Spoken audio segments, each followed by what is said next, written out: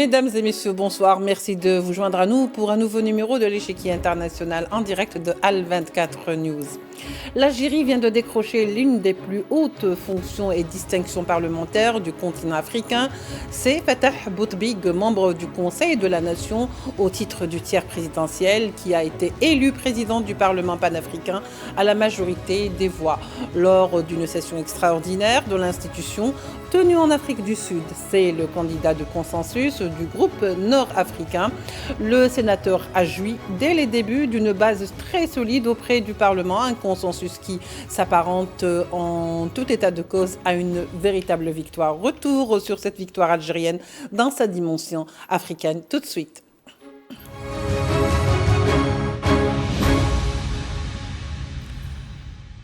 Pour en parler ce soir, nous recevons avec beaucoup de plaisir Saad Lalani, représentant de la communauté algérienne établie en France.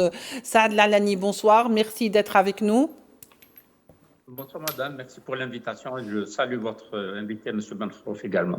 Vous avez brûlé ma surprise. Hein. C'est donc Mohamed Ben Khrouf, analyste des questions politiques, qui est également avec nous. Monsieur Ben Khrouf, bonsoir, merci d'être avec nous.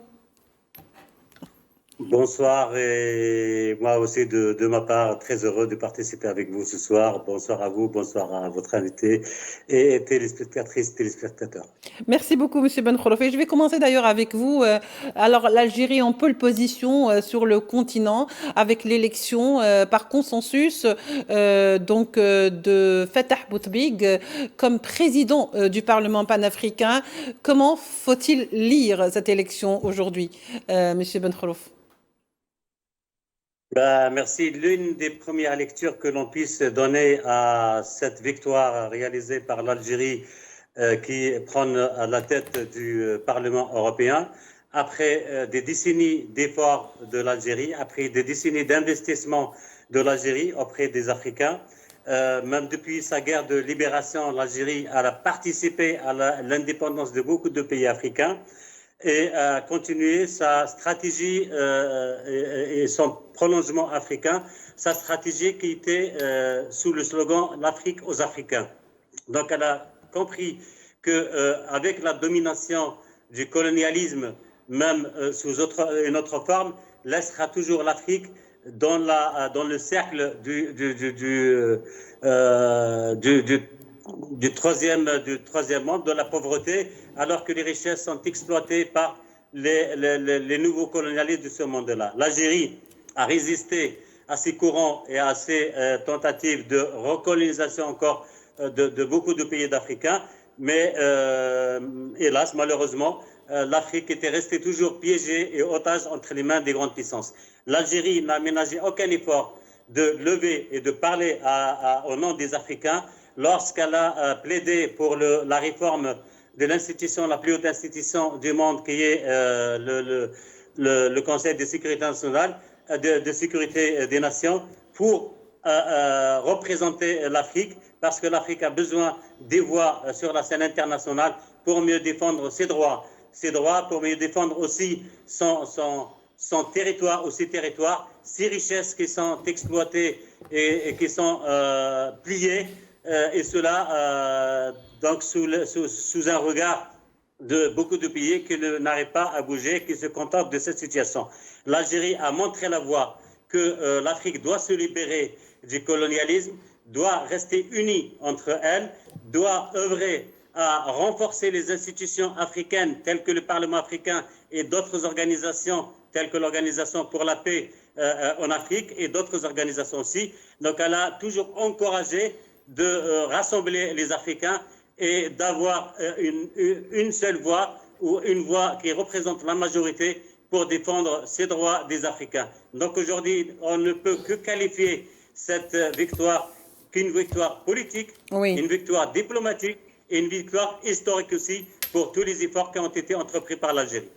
Saad Lalani, alors c'est vrai qu'il ne faut pas voir en cette victoire ou en cette élection consensuelle la victoire d'une personne, c'est-à-dire qu'il ne faut pas la résumer en la victoire de M. Fattah Boutbig, mais peut-être qu'il faut l'élargir dans son contexte le plus large, étatique, institutionnel, diplomatique, en ce qu'est l'État algérien, et surtout comme une sorte de renouvellement. Est-ce que vous ne le voyez pas comme ça, de confiance de l'Afrique en cette Algérie qui a toujours su relever avec ses capacités les défis africains en Oui, l'occurrence?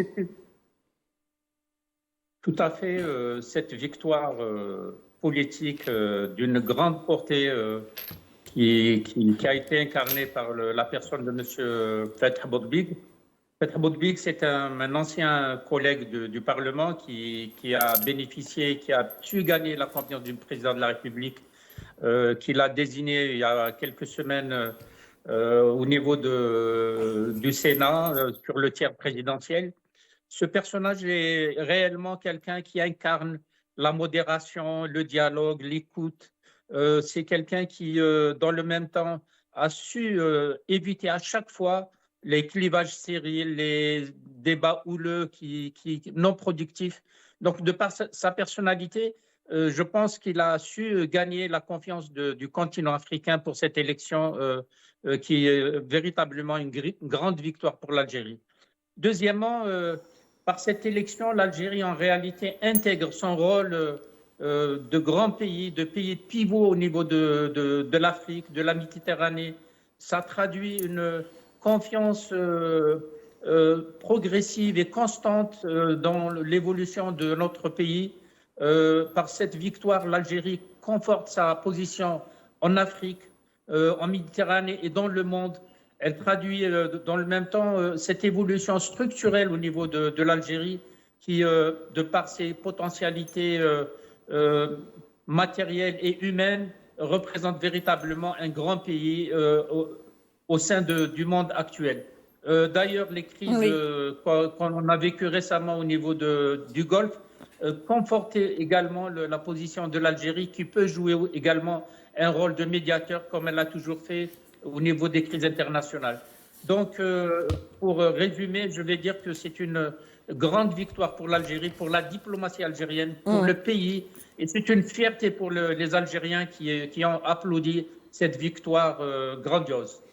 Oui, c'est vrai, ce qui nous fait dire un petit peu quelque part, Mohamed Ben Khalouf, que cette présidence ou cette élection qui est née du consensus du groupe nord-africain n'a pas été le fruit du hasard qu'aujourd'hui se retrouve à la tête de ce Parlement panafricain un Algérien, mais c'est un travail de longue haleine et surtout d'une grande diplomatie en amont, bien sûr, pour que la candidature de l'Algérie soit aujourd'hui en pôle position. Mohamed Ben Khalouf. Affirmatif, je partage avec vous cette approche que cette élection, cette victoire n'est pas venue du hasard. Elle est venue, c'est un fruit d'un processus de très longues années, des dizaines d'années, où l'Algérie était investie pleinement en Afrique, investie dans les affaires politiques africaines, dans toutes les crises que l'Afrique a connues, et investi aussi auprès d'autres instances internationales pour défendre les intérêts des Africains, les groupements tels que les grands groupements des pays industriels avec l'Afrique. Donc tout ça, ça fait des Africains qui ont vu en Algérie un leader qui ne craint pas, si l'on nous qualifie de cette façon-là, ces grandes puissances qui continuent à intimider les Africains et continuent à exercer une certaine pression. C'est la même pression du colonialisme. Cela est refusé catégoriquement par l'Algérie. Et il y a beaucoup de pays africains qui ont suivi l'Algérie sur cette voie-là. Et aujourd'hui, ces pays-là qui sont autour de l'Algérie, il y a 118 voix qui ont voté pour. Donc c'est presque plus de deux tiers de députés de ce panafricain, du Parlement panafricain. C'est une confiance des Africains à l'Algérie qui continue toujours son combat à libérer les esprits en Afrique, à échanger avec les Africains, à aussi les mettre face à leur responsabilité de protéger ce continent et de ne pas toujours rester plié derrière l'idée du colonialisme et l'idée de la faiblesse de se soumettre. Non, aujourd'hui, les jeunes générations africaines ont compris que ce monde-là qui est en train de changer, qui est en train de se bouleverser, ces jeunes Africains ont rappelé la communauté internationale qu'ils sont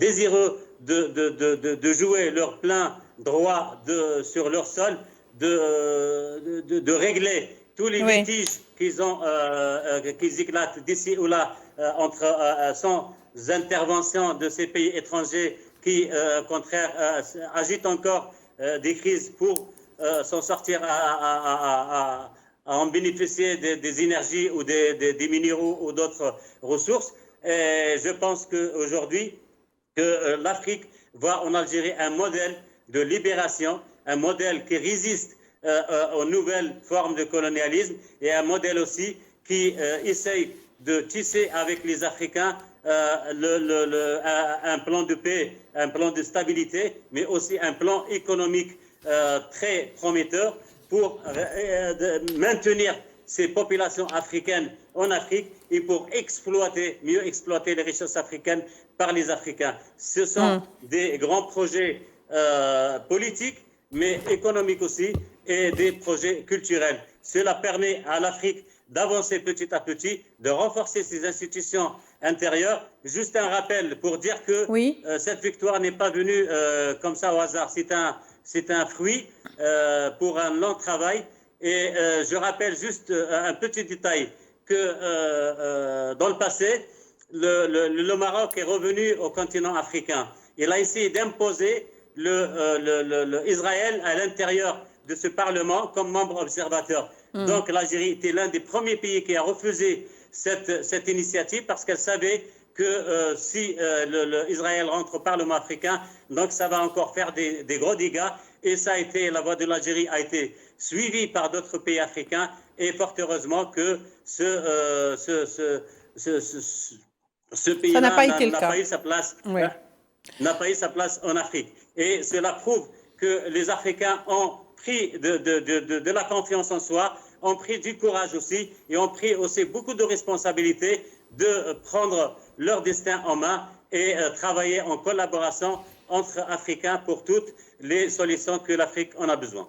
Oui, effectivement, vous avez très bien fait de le faire. Donc, remarquez, Monsieur Mohamed Ben Khorouf, que l'Algérie a eu un grand mérite parce qu'elle a fait un travail de sape, un travail colossal au sein de ce Parlement pour éviter que l'antité-sioniste n'y siège, même en tant que membre observateur. Et bien sûr, avec l'Algérie, il y avait à l'époque, et ça, il faut absolument le rappeler, l'Afrique du Sud, comme d'habitude, dans les questions à principe, on ne recule pas. Mais il y a également le Nigeria. Une façon aussi pour rappeler, ou une façon aussi pour dire, Saad Lalani, que par cette élection, donc cette présidence du Parlement africain par l'Algérie, replace aujourd'hui l'Algérie au devant de la scène continentale.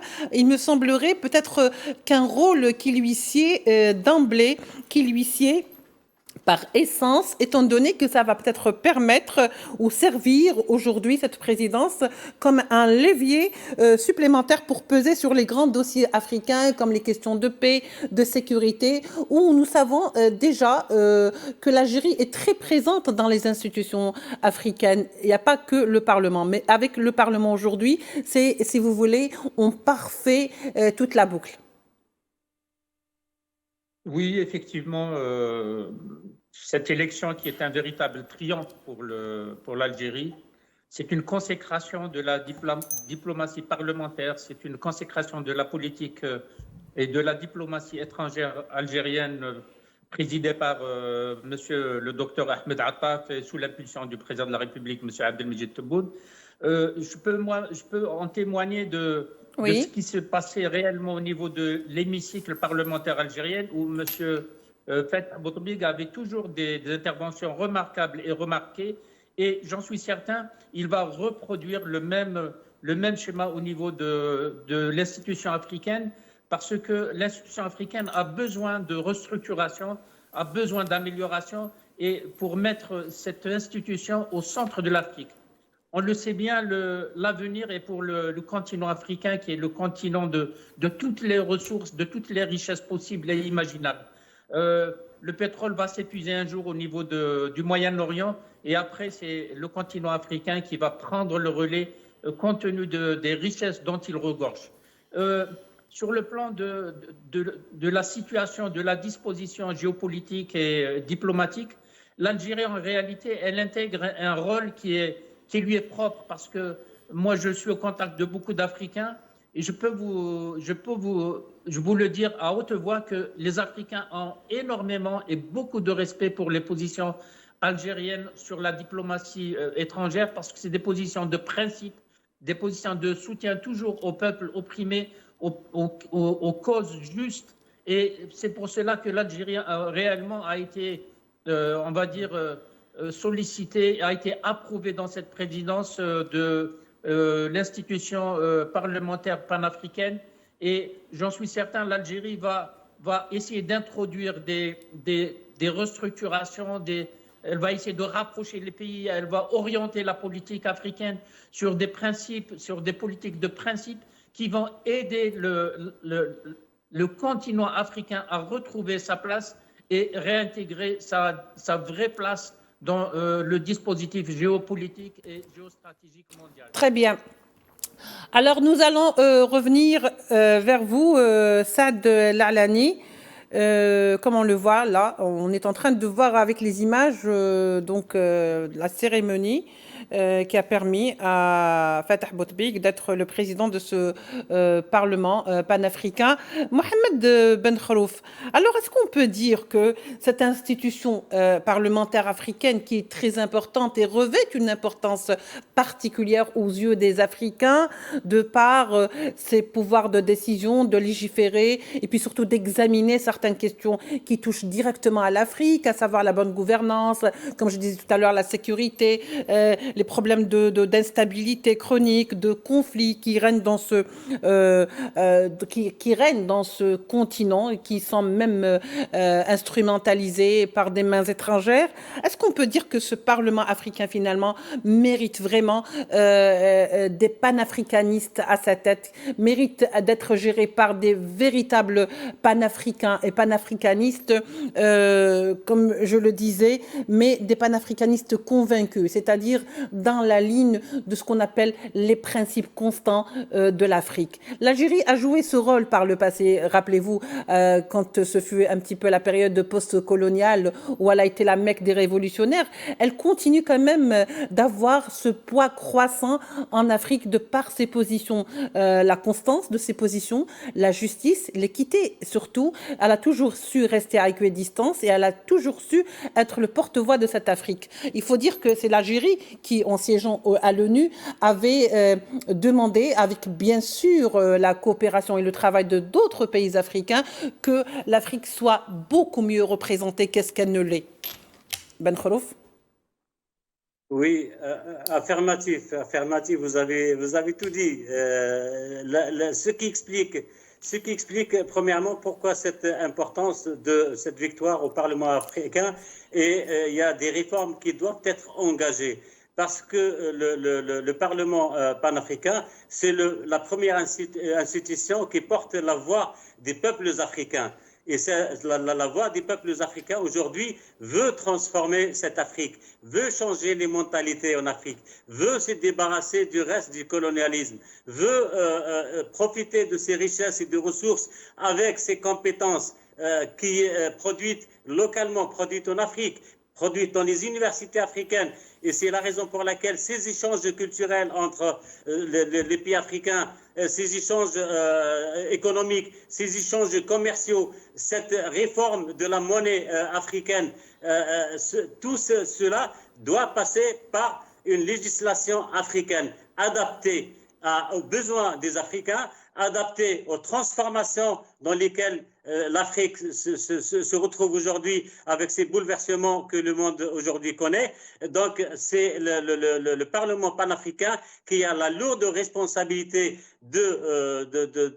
de préparer des lois adaptées pour le continent africain, des lois que ce soit pour le volet économique, le volet social, le volet culturel, mais aussi le volet politique ou diplomatique et les relations avec les autres.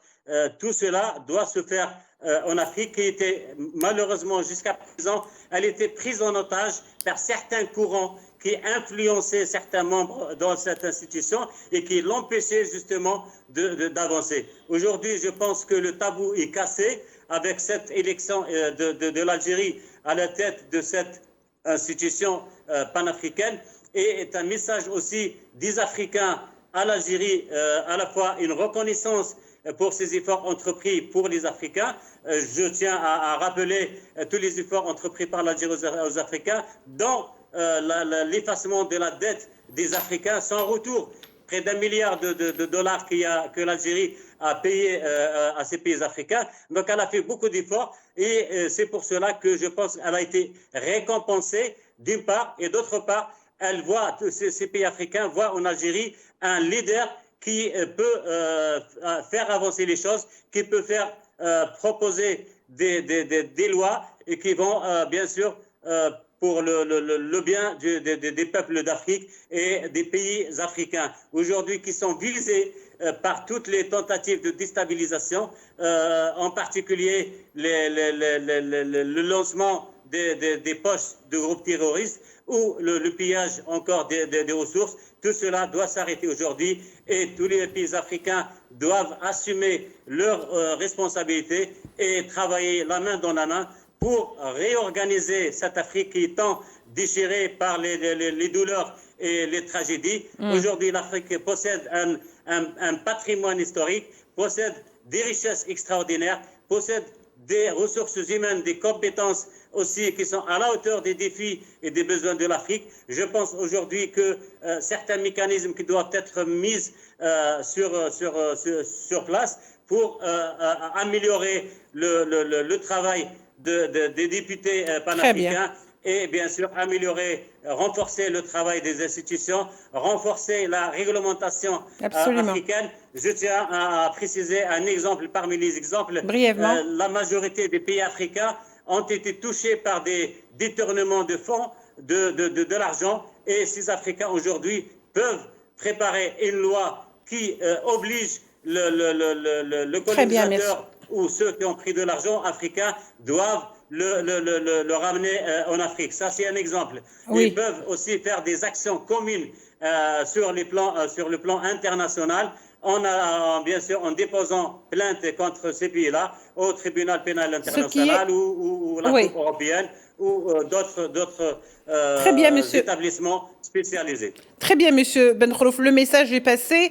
Saad Lalani, pour conclure avec vous, parce qu'il ne nous reste que très peu de temps, on peut dire que cette candidature de président du Parlement panafricain ne s'improvise pas comme ça du jour au lendemain. Au contraire, ça se négocie, ça se prépare, ça se construit sur la base d'alliances régionales, de blocs régionaux. L'Algérie a très bien su aujourd'hui, sur ce plan, mener, si vous voulez, ce combat sur le terrain pour avoir la place qui finalement lui revient naturellement, presque, on va dire les choses comme ça. Mais cette place, elle a également acquis au prix d'efforts consentis sur ce continent africain. Elle s'est investie sur le plan diplomatique, sur le plan politique, sur le plan économique, dans l'aide de certains pays. Est-ce que vous ne pensez pas que ce poste, elle l'a gagné? Elle l'a gagné, elle l'a mérité, parce qu'elle a gagné en confiance auprès des populations africaines. Brièvement, Monsieur Saad Lalani.